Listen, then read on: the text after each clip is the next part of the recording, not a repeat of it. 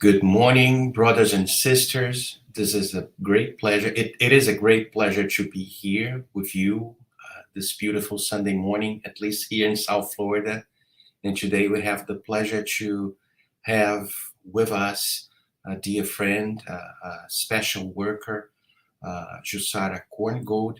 She's going to share uh, the results of her studies, her reflections in a very nice way. Jusara Korngold is the Secretary General of the International Spiritist Council. She is also the Vice President of the Spiritist Federation of United States Spiritist Federation. She's also the President of the Spiritist Group of New York. She translates a lot of books, materials, so she's a top-notch worker. And we have the great pleasure to invite her today. But before we bring her to the screen, we're going to read a small passage from the book Living Spring, psychographed by Francisco Cândido Xavier and dictated by the Spirit Emmanuel. And the lesson that we have here, it's lesson number 1. And it brings in the light of the lesson. I am reading the message. And brings a passage from the Apostle Paul telling us, consider well what I am telling you, for the Lord will give you understanding in everything. This was a letter that Paul sent to the Timotheans, second letter that he sent to the Timotheans, chapter 2, verse 7, and the explanation that Emmanuel brings to us regarding this passage. In light of an exposition of the truth, remember to ponder the lesson you have received. Those who glance up at the sky without contemplating it will never really see the stars. Those who listen to a symphony without opening up the acoustics of their soul will never perceive its divine notes. Listening to the inspired words of ardent preachers will do you no good whatsoever if you do not open up your heart so that your sentiments may be immersed in their blessed light. Countless followers of the gospel complain about their inability to retain its teachings, claiming to be unfit in light of its new revelations. This is because they do not spend enough time meditation on its lessons, whereas they spend too much time on distractions and frivolities. When a room is too dark, it is up to us to open the windows to let the sun shine in. If we will dictate a little effort to the blessing of the lesson will answer us with its blessings. The apostles to the Gentiles is very clear when he says, consider what I am telling you, for the Lord will give you understanding in everything. To consider means to examine, hear, reflect, and evaluate. Therefore, we can be sure that in paying attention to the principles of the code of eternal life, the Lord will reward our goodwill by giving us understanding in everything. Let's pray.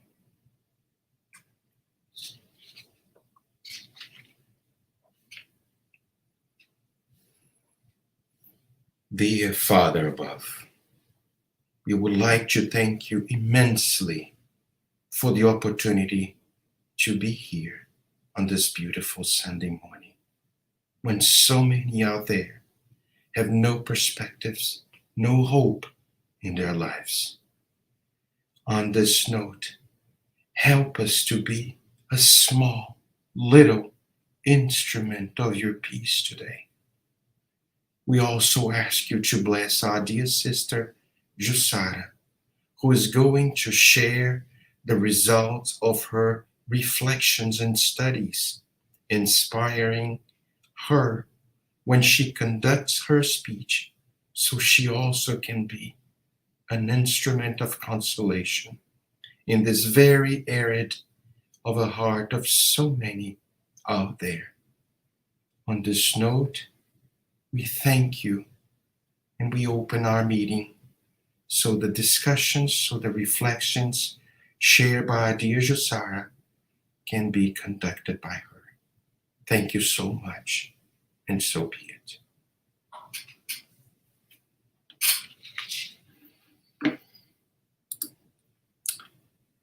Now we have the joy, we have the honor to have our dear friend Jussara. I already mentioned she's the Secretary General of the International Spiritist Council, the Vice President of the Spiritist Federation of the United States, and also the President of the SGNY, Spiritist Group of New York.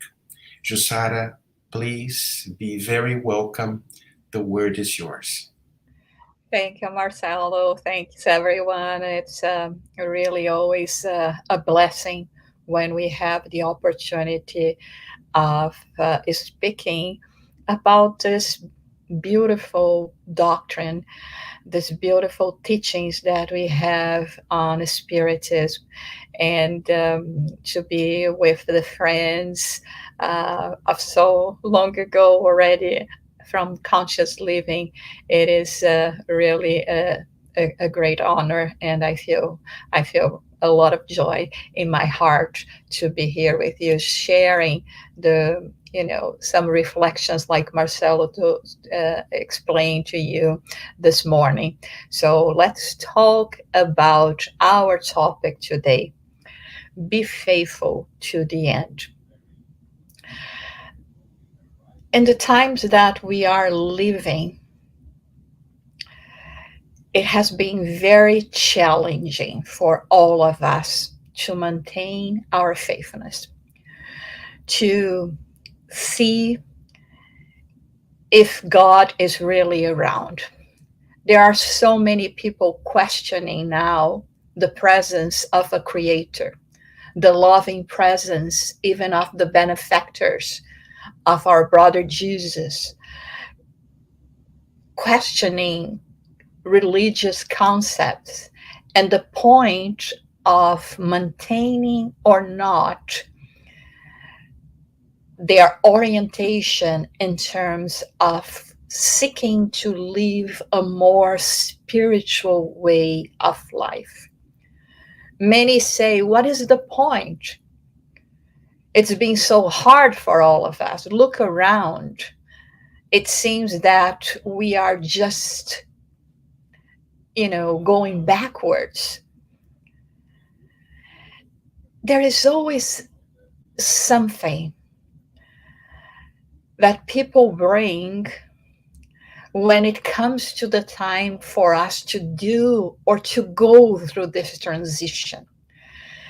There is a force still within each one of us that seems to want to maintain us in the darkness that we have been living for quite some time, for millennia, in fact. And now that finally we are breaking free, that we have been having so much at our disposal, people, spirits, they are bringing new concepts in terms of opening up our minds. And one of these benefactors that have been helping so much to not only remove the veil from our eyes, but also to motivate us to look deep inside our souls, is the spirit of the benefactor Joana de Angelis. And in her last work, dictated through the medium Divaldo Pereira Franco, the book that is called Vida Plena, Life in Fullness, there is a precious lesson that she talks about faithfulness. about maintaining our faith to the end.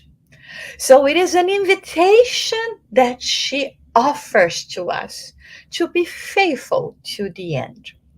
The word faithfulness, um, has been used many times more related to religious aspect, to religion per se. But it also has a wider meaning when talking about the faithfulness of being, of participating in the different avenues of our lives, of our journey, our personal journeys. Honesty, constancy, commitment. So basically, I would like us to focus in these two words: faithfulness and commitment. The Spirit Emmanuel, in the book that is called Peace and Renovation, he brings a message that is called Courage and Faith, where he says that to be or to continue in the service of the good when everything seems to be a trail of evil under our feet, this is the real meaning of faithfulness to the Lord. So, this is exactly what we were talking about before. When we are tested, when it comes to the point where we have to go through new experiences, to go through adversities, even to go through the process of atonement that we understand being necessary for us in this whole process of personal growth, of spiritual growth, this is when doubt comes.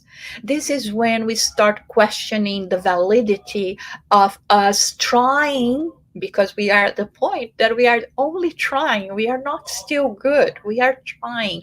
We are kind of tendering this seed that is very fragile at the beginning of its process of growth, that is called goodness in us.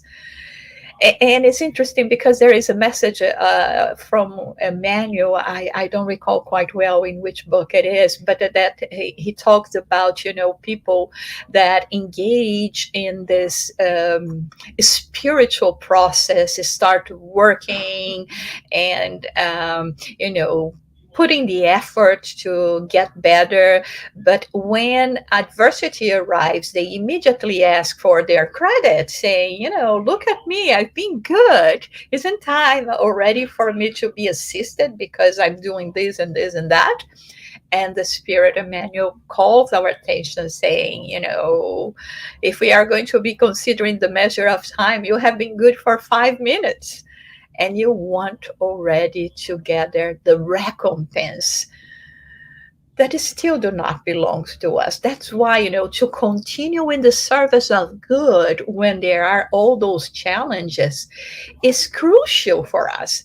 Let us remind ourselves that, of course, we understand that this is not an easy process, right? Let's think about Peter, for instance, one of the disciples, before he became the apostle, while he was still living with Jesus, being part of Jesus' life. Actually, Peter was one of the disciples that had a stronger relationship with Jesus. He was always at Jesus' side. And when Jesus was caught, and Jesus told him that he was going to deny him, the first thing that he said, no, I doubt that is going to happen. So this is very much what happens to us sometimes when we say, no, God can test me regardless, because I will continue being faithful.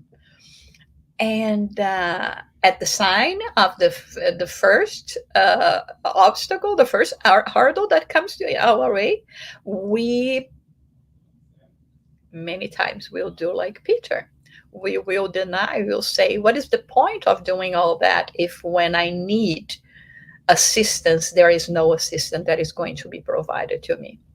So the example of Peter here, I brought this example to us, for us to reflect about it, just to understand how hard it is.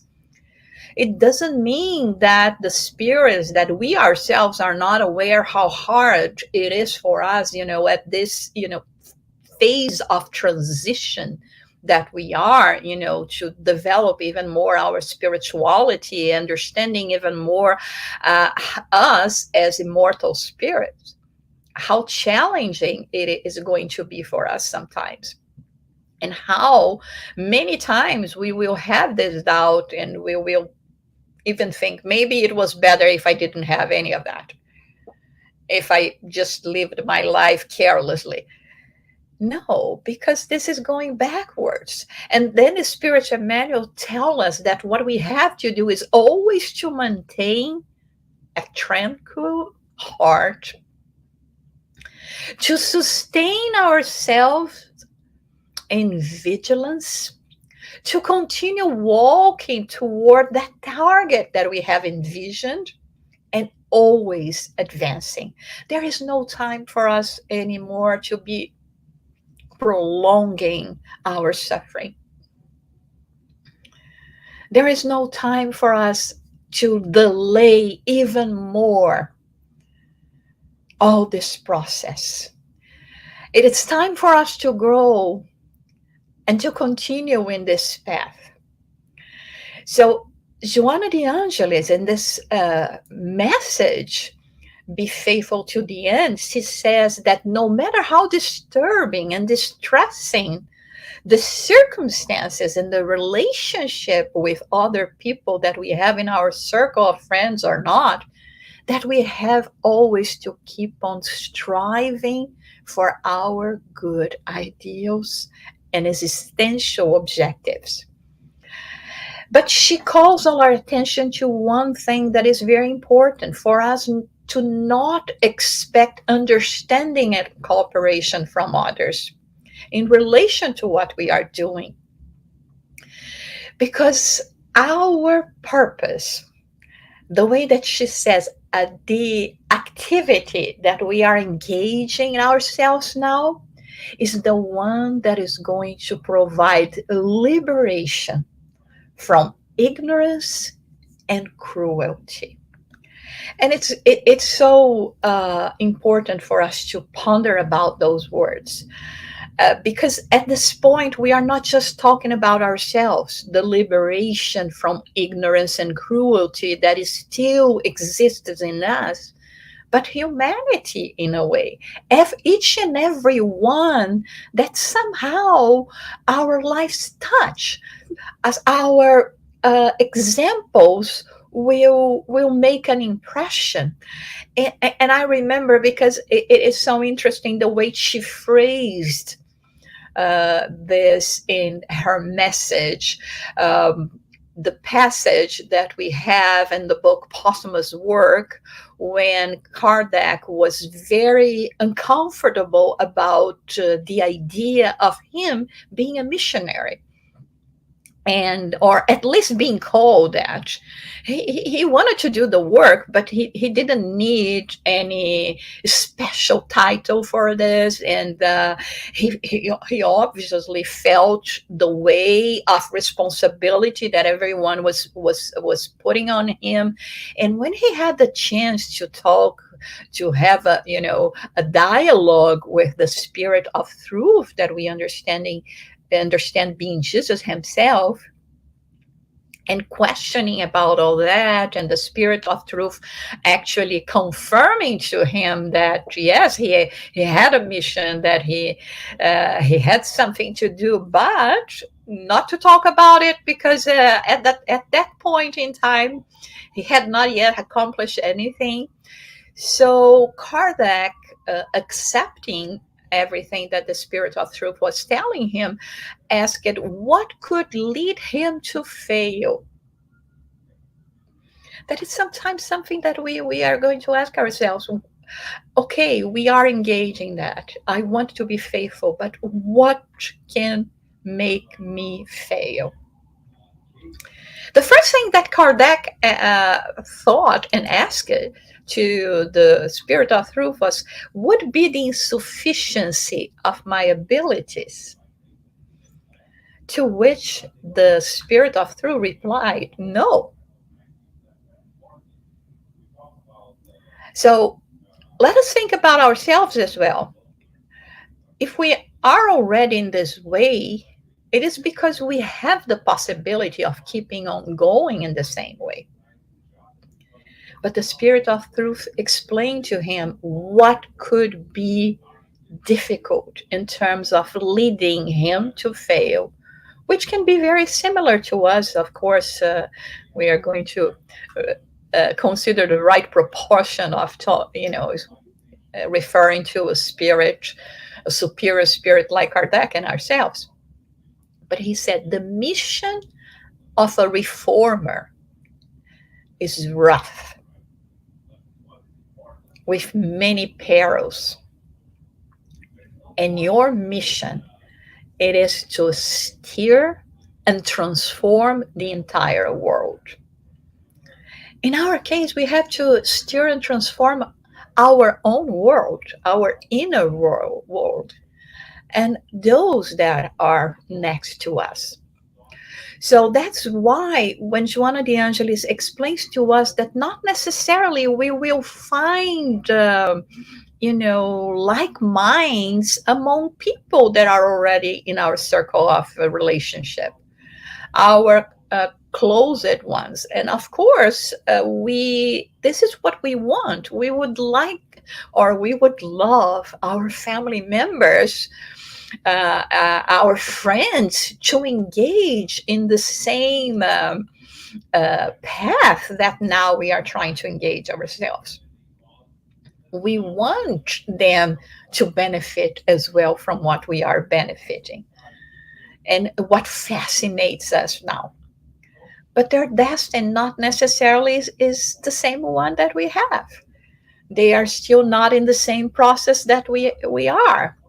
They are not necessarily as committed as we are. So that's why I ask it. Let's remember this word, this interpretation of faithfulness as well as representing commitment. We have a commitment to us. For sure, we committed to our benefactors before this reincarnation, because it came to a point in time, in considering all our existences, and especially this one, or perhaps a little bit before this incarnation that we have now, that is exactly what led us to ask for a new opportunity, that we start reflecting about the teachings of Jesus, that we start realizing the mistakes we have been doing throughout so many incarnations, that we felt the call.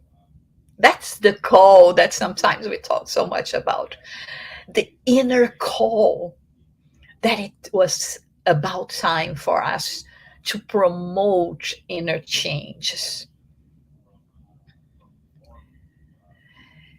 And this is what we are trying to do now. But this is a very personal journey. We cannot expect that others from our circle of family, friends, will necessarily go through the same path. Joana de Angelis even called that to be naive, not understanding the inner processes of each and every one. That is one of the reasons why it is so hard, because it can be a very lonely journey somehow. But the more we go deep into that, the more we will feel that this is the way for us to achieve peace.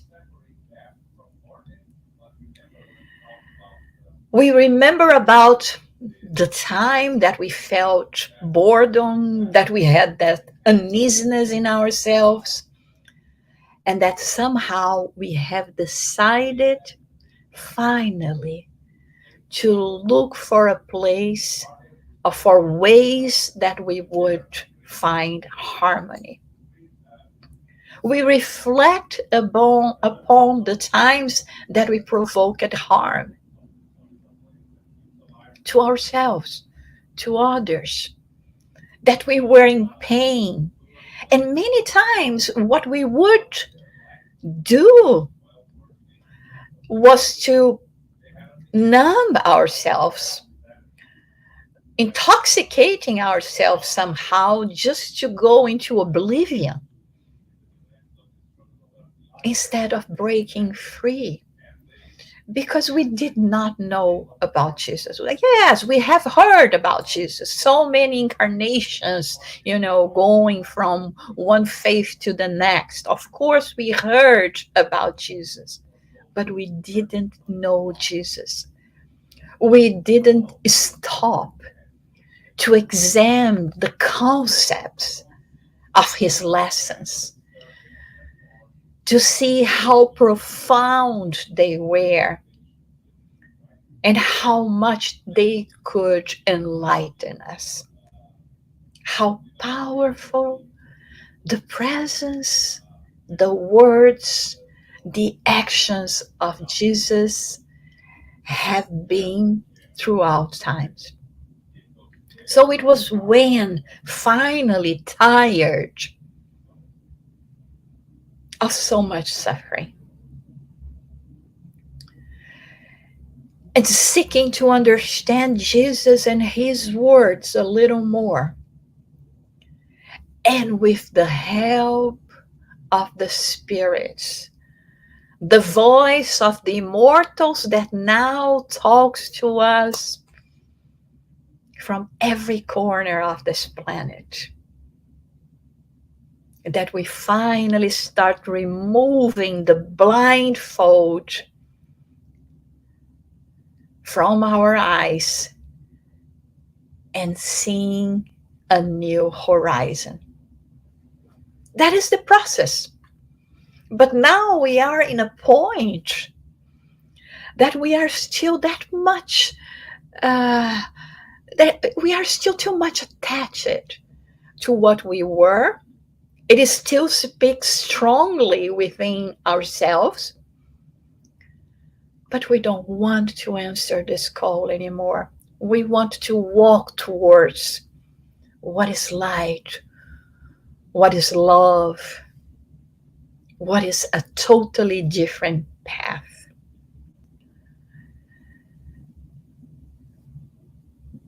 But also, this, like I said, it is not only a lonely journey, but it's one where we will find a lot of criticism. People that will mock us, saying, yeah, you're never going to change. I know you. I know your essence.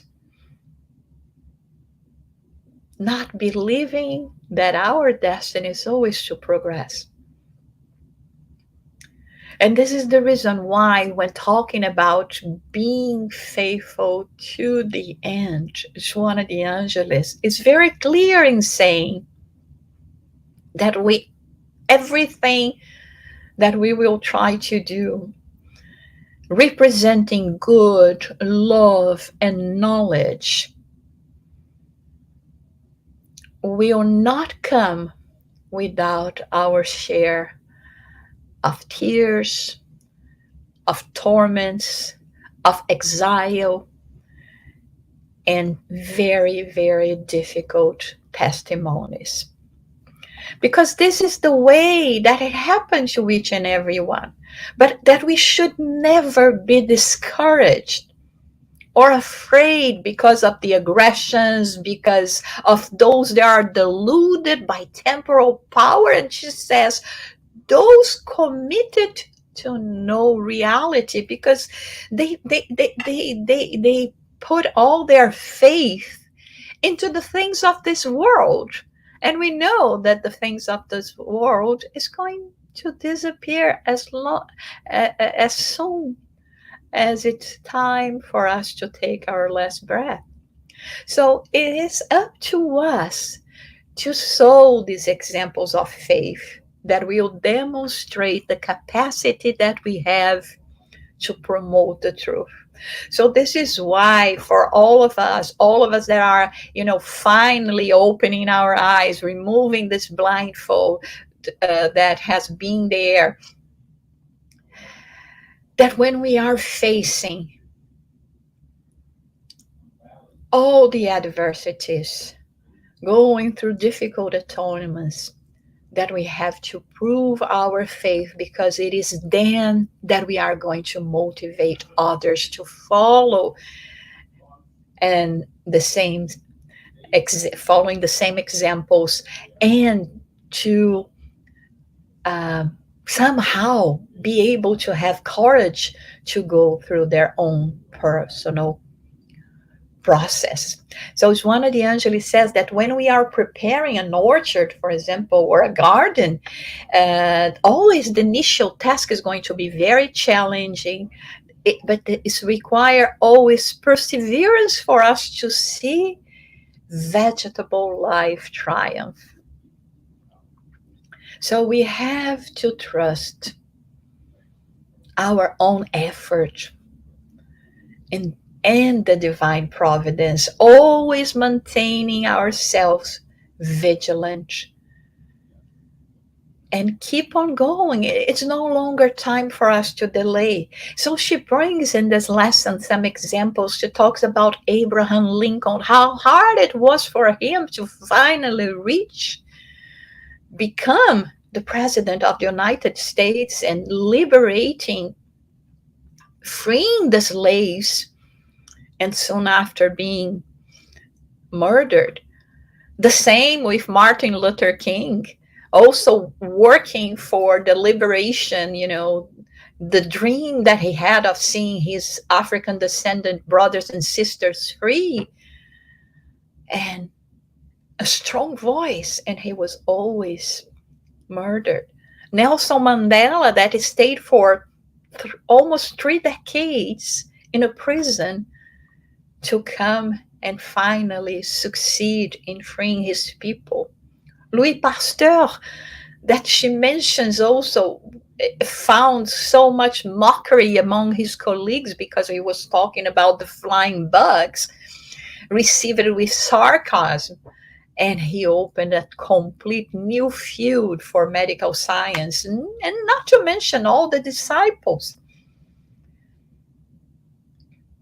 They were persecuted, cruelly slandered, and sacrificed just because of their ideals. So Joana de Angelis comes to us now and says, do your share. Just that. Do our share, regardless of how big or small it can be. And she says there was never an exception for the apostles of good on earth. She's calling us the apostles of good. We were invited to become the apostles of good. But she makes it very clear that our triumph is not going to come as we expect. Like it didn't happen with all the martyrs, the heroes, and idealists of this world. But we are not here to do that. I remember what story I will tell you the way I remember, okay, about Chico Xavier. And of course, we know he went to, several challenges himself. And in one of these occasions, he felt really, sad about what was happening, and he removed himself from where he was. He looked for, a place that he could, collect his thoughts, be with himself, and thinking with sadness about everything that was happening. And of course, as we can imagine, his benefactor, Spirit Emmanuel, appeared before him, asking him what is happening to you, as if he didn't know already what was happening to Chico. And then Chico reported what was happening. And just to stop here for a minute, look what a wonderful therapist Emmanuel already was, right? Because he allowed Chico to go through the process of catharsis, of verbalizing what was going on within himself. And so Chico said, "Oh, okay, this is happening. I don't know what's the point." And I start questioning, like we said before, sometimes we go through this process. And Chico continued doing that. And then Emmanuel told him, "Well, listen, I don't know about the others, but I'm here to serve Jesus. So I'm going to go now and work with Jesus." And when he said that, Chico looked at it and said, "Well, you know what? I'm going with Jesus as well." So this is the invitation here. Of course, we are going to find obstacles, starting from our own impediments, our own imperfections. We will meet ingratitude, but what she's asking us here is to do our share, to persevere, and to continue smiling and growing the more we can. Because she says that at the end, nothing beats love, which is the most active living force in the universe. So when we are moved by love, when we connect with love, there is no way we are not going to succeed. Yes, maybe we will not see this happening in this lifetime, but we are, just sowing. We are making this seed of goodness grow within ourselves. And she makes a point, because sometimes, we also have this tendency of believing that we are abandoned by the good spirits. Listen, I'm doing everything that I can. I'm doing all the efforts that I can, to overcome my imperfections, right? But why do I not have more help? And she says that the spirits are always with us. The guardian angels, the benefactors, invisible but not inoperative. They comfort us when we are going through these difficult hours. They encourage us to move on. They give us strength so that we can really be faithful to the end. I always remember that message, the footsteps on the sand. It reflects us, our faith sometimes so much, when that man was analyzing his life and seeing that there was also always two pairs of footsteps on the sand. And he realizes that it's when going through circumstances of life, Jesus is at his side, but then he sees that at the worst moment of his lives, the worst periods of his lives, there is only one pair of imprinting on the sand. And what is the first thing he thinks? Where is Jesus? That is the reason why I went through so much difficulty, there's so much struggle, because Jesus was not by my side. Why didn't he abandon me? That's many times what we do, thinking that the good spirits are not there. And that's why she says invisible but not inoperative. And it was when the reply was that Jesus was carrying him on his lap, and that is the reason why there is just one imprint on the sand. So we have to believe that this is what happens, and start being more faithful in our lives, faithful to ourselves, to our purposes, to our ideals, faithful to Jesus, to this whole process of bringing evolvement to our world, of helping us going through this process of planetary transition, faithful to the spirit, to spiritism as well, because sometimes even as a spiritist we start mixing things, we start bringing incoherent practice to spiritism, when we have to be true and faithful to the spiritist postulates. And the spirit Batuira, also in the book Faith and Renovation, he brings a page about faithfulness that he says that Jesus does not ask us for glittering vows on our lips or shining promises.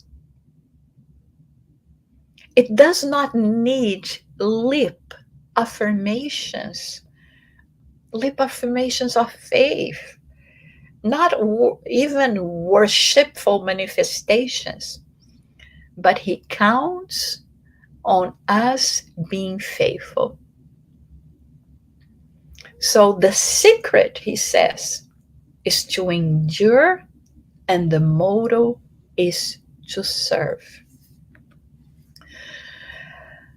I thought it was very important for us to talk about this topic, like I said, at present time, because from what we've been gathering all around, all of us are facing so many challenges, but we are at the verge of crossing this threshold and finally be able to demonstrate that this time, this incarnation is the turning point for our mortal spirit, the point where we understand, very much like the prodigal son, that it's time for us to return to the house of our Father, to the return to the house of love, to the house where we will find our roots, our purpose as immortal spirits. So let us all be together in this journey and be faithful to the end. Thank you.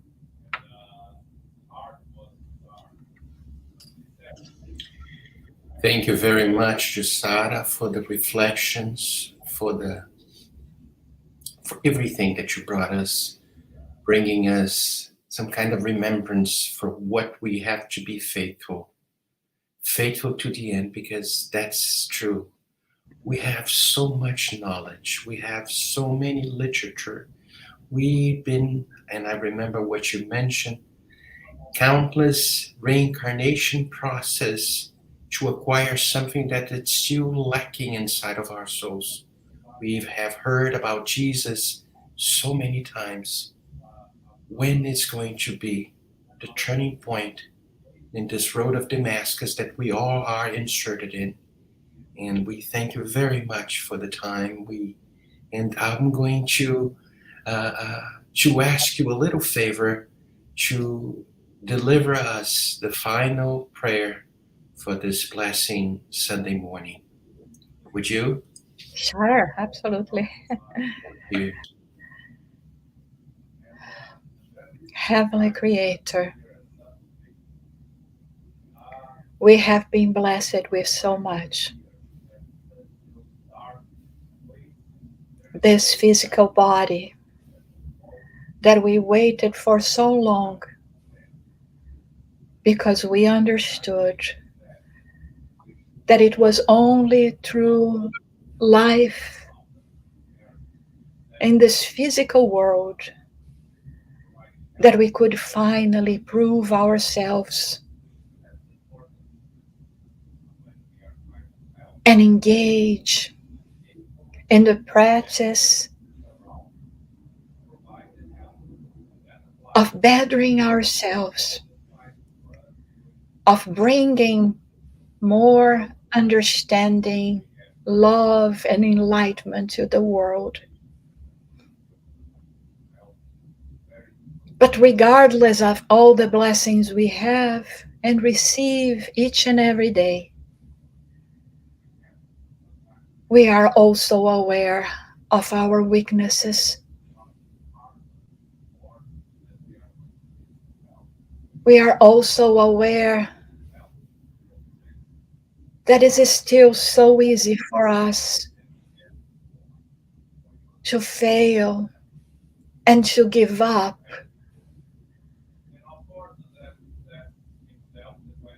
The holy ideals that we have promised ourselves to fulfill in this lifetime. So we ask once more for your mercy to help us to maintain our faith, to help us to become faithful,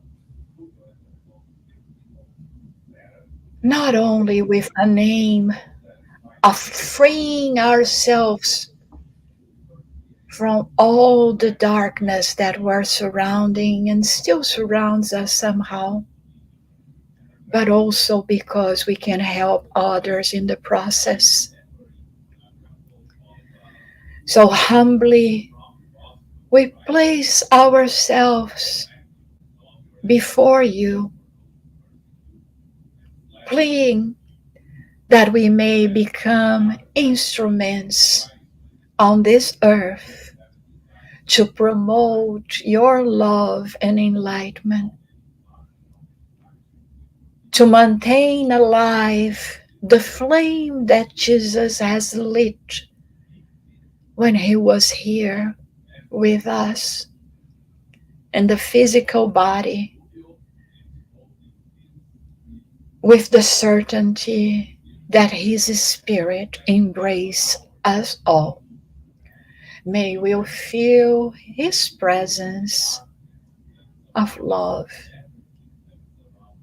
his tender embrace,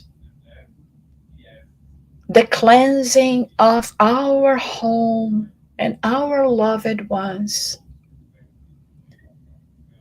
and bless our week so that we continue in this path towards goodness. So be it.